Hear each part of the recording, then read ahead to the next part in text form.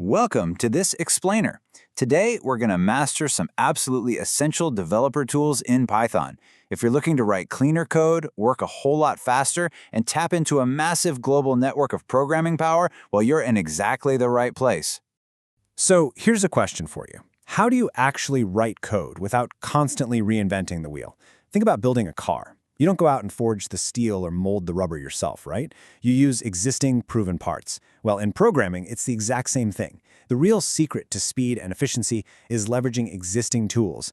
And, of course, leaving incredibly clear notes for your future self so you don't get completely lost under the hood of your own engine. All right, let's take a quick look at our roadmap for today.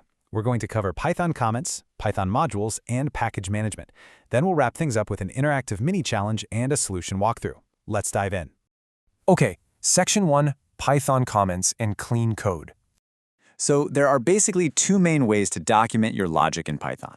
The first is the single-line comment. You just drop in a hashtag or a pound symbol, depending on what you call it, and whatever you type after that on the same line is completely ignored by Python. It's perfect for just jotting down a quick note. Now, for deeper explanations, you're going to want to use multi-line docstrings. These are wrapped in triple quotes, and they're specifically designed to explain exactly what entire functions or classes do from top to bottom. But listen, using these tools responsibly means you need to explain the why, not just the what. Python is highly readable, so practically anyone can see what your code is doing. A genuinely helpful comment explains why you choose to execute it that specific way. Keep your notes concise, and above all else, always update your comments as your code changes.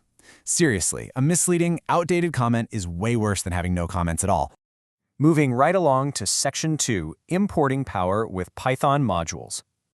Think of Python modules as these awesome pre-built Lego sets that you can just snap directly into your code. Python actually comes natively with what we call a standard library. It's essentially this massive box of free tools included right with your software installation. So you don't have to build a random number generator from scratch. Python literally has a random module for that. You don't have to write complex trigonometry algorithms yourself. There's a math module for that. Tapping into these standard modules is going to save you an incredible amount of time and effort. Now, to actually bring these tools into your active project, you've got two main options. Using the syntax import math grabs the entire Lego set, the whole module, and just dumps it right onto your table. You have access to absolutely everything inside it. But, sometimes you don't really want the whole box, you just want that one specific perfectly shaped Lego piece. That's when you use from random import randint. This imports just the specific method you need, which keeps your workspace incredibly clean and memory efficient. All right, up next is Section 3, pip and package management. So what happens if you need a highly specialized tool that isn't included in that standard Python box? Well, you go to PyPy, the Python Package Index. Think of this as the ultimate global hardware store for Python tools. It is this enormous, totally searchable online repository where the global community of developers shares their custom-built packages. Whether you're looking to build a web scraper, analyze massive financial datasets, or even create a video game, I guarantee you someone has likely already built a package to help you do it. And to shop at that global hardware store, you're going to use a package manager called pip. Your primary command here is pip install, followed by whatever package name you want. This basically reaches out to PyPI, downloads the package, and installs it directly into your environment. Pretty cool, right? And if you ever forget what you've downloaded, simply run pip list. This instantly shows all your currently installed dependencies, exactly like taking inventory of all your brand new tools. Okay, major pitfall alert here. Always activate virtual environments before installing your packages. Why does this matter so much? Well, if you just run pip install globally on your computer, all your coding projects are forced to share the exact same tool set. Imagine if Project A needs version 1 of a specific package, but Project B needs version 2. Your system is going to crash into a massive conflict. Virtual environments fix this by putting a secure, protective bubble around each individual project so they can manage isolated dependencies safely. Seriously, whatever you do, do not skip this step.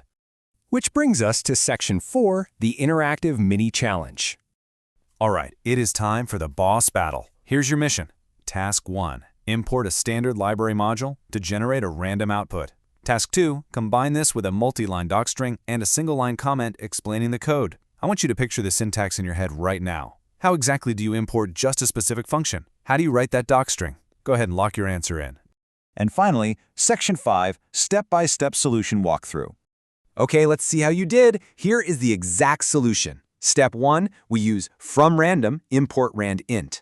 Remember, we didn't need the whole random Lego box here, just that specific integer generator. Step 2, we write the logic to pick a number. And step 3, we wrap our overarching logic in a triple quote docstring explaining what the code block does, and we drop a single line hashtag comment right above the main logic for those specific details. If your mental code looks something like this, give yourself a pat on the back, because you have successfully combined all 3 critical toolkit elements. So you now know how to leave pristine notes for your future self, snap in standard modules just like Lego pieces, and shop for complex dependencies using pip. Now that you have this immense power right at your fingertips, what are you going to build first? The wheel has already been invented, so it's completely up to you to decide where to drive. Thanks so much for joining me for this explainer. Keep practicing, and I'll see you next time.